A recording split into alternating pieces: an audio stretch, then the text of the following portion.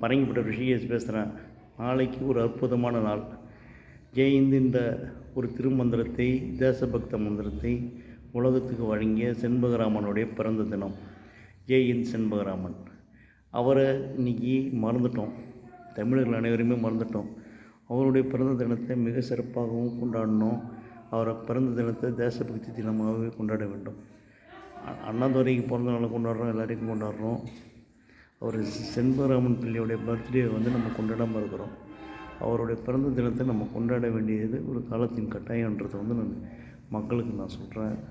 செண்பகராமன் பிறந்த நாளை மிக சிறப்பாகவும் கொண்டாடணும். அவர் ஒரு தமிழர், ஹிட்லரையை மன்னிப்பு கேட்க வைத்தவர்.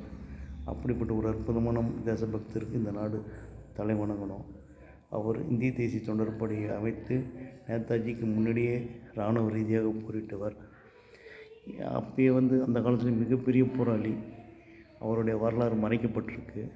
சேர சோழ பாண்டியன் பெருமை பேசுகிற நம்ம ஒரு நூற்றாண்டுக்கு முன்னாடி வாழ்ந்த செண்பகராமன், ஒரு நூற்றாண்டு கூட இல்லை, கொஞ்சம் காலத்திற்கு முன் வாழ்ந்த செண்பகராமன் பிள்ளையை நம்மால் எப்படி மறக்க முடியாது? தமிழ்நாடு அரசாங்கம் அவருக்கு உரிய கௌரவத்தை செய்யணும்.